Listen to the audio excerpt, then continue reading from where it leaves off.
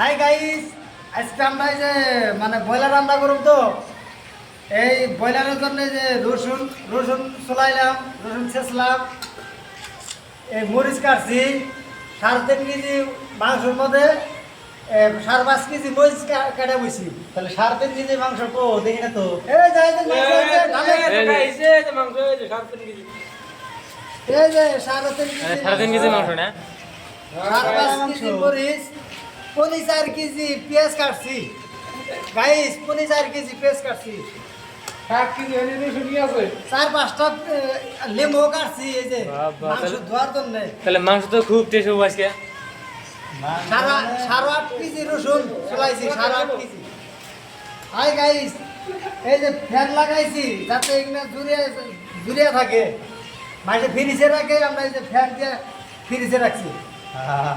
আবার এই যে আমার স্বাদ হলে লাইক টাইক করেন। এই যে গাইস এই যে পুলিশ কেমন বাবা এই যে 8.5 কেজির মধ্যে 9.5 কেজি বিলাহি দিব। এই যে এখানের মধ্যে 9.5 কেজি বিলাহি এনে থাক ধুমনি। আর এই যে রান্নাবাড়ি তো ওই যে গাছ দেয় যান, এই যে ওরকম সসপ্যানের মধ্যে ভাত আছে। আর এই যে জায়গা ক্যামেরাম্যান এই যেটা হ্যাঁ এই ক্যামেরাম্যান তাতে আমি ফেসিলিটিটা কিরম লাগছে কোনছে দেই। এই যে গাইস নরা দিলে তো ভিডিওটা যদি ভালো লাগে থাকে কমেন্ট করে দাও। নরা দুমু গাইস এই যে নরা দুমু যারা ডাল আনছিলাম এই যে ডাল ভরি আছে। হ্যাঁ নারাটা দিয়ে নিয়া আজকে ভালো করে খাওয়া দাওয়া হবো।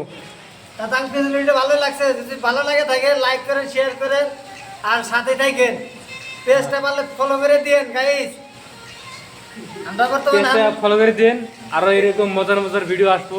মজার মজার ভিডিও দেবো, ওই জন্য আপনারা মানে লাইক ফলো করে থাকেন, হাতে থাকেন। আরেকবার আপনাকে ভিডিও দেবো রান্নাবাড়ি কইরা আইরা, আর রান্নাবাড়ি করার টাইমে মাংস কীভাবে বানায় না বানায় আপনাকে আজকে দেখাবো। হ্যাঁ এখানের জন্য আপনারা বর্তমানে রাখলাম, স্টপ রাখলাম।